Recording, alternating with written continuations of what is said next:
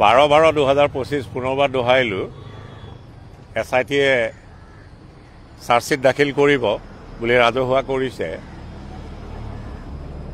আৰু তাৰিখটো 12/12/2025। আপুনি সুধিলে চাৰ্জশ্বিটখনত কাৰ কাৰ নাম থাকিব, কি কি সমল সন্নিৱিষ্ট হৈ থাকিব।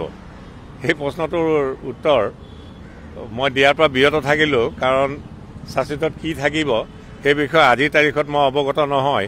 সেই প্ৰশ্নটো আপুনি আৰক্ষীক সোধক, SITক সোধক। নিশ্চিতভাৱে SITয়ে আগতীয়াকৈ আপোনালোকক অৱগত কৰিব পাৰে, চতুৰ্থ স্তম্ভলৈ সন্মান জনাই। দ্বিতীয় প্ৰশ্ন আপুনি সুধিলে যে কালি যেতিয়া চাৰ্জশ্বিট দাখিল কৰিব তেতিয়া চাৰ্টিফাইড কপিৰ বাবে কোনে কোনে আবেদন কৰিব পাৰিব। নিশ্চিতভাৱে চাৰ্টিফাইড কপিৰ বাবে প্ৰতিজন ভাৰতীয় নাগৰিকেই আবেদন কৰিব পাৰিব।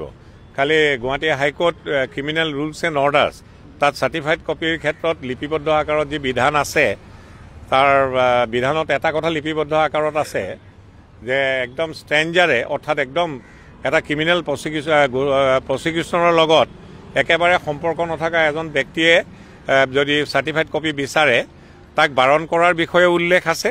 আৰু তেনে ব্যক্তিয়ে যদি চাৰ্টিফাইড কপিৰ বাবে আবেদন কৰে তেনেহ'লে সংশ্লিষ্ট জুডিচিয়েল অফিচাৰজনে তেওঁ জুডিচিয়েল ডিছক্ৰিপশ্যন ইউজ কৰিব আৰু যদিহে প্ৰপাৰ গুড কজ দিব নোৱাৰে,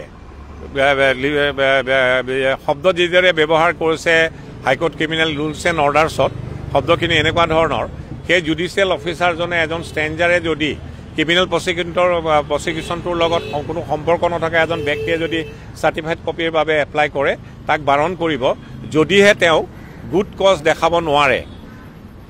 ইংৰাজীত সেই কথাখিনি আছে লিপিবদ্ধ আকাৰত, দেখাব নোৱাৰে যে তেওঁ কিয় কপি লাগে।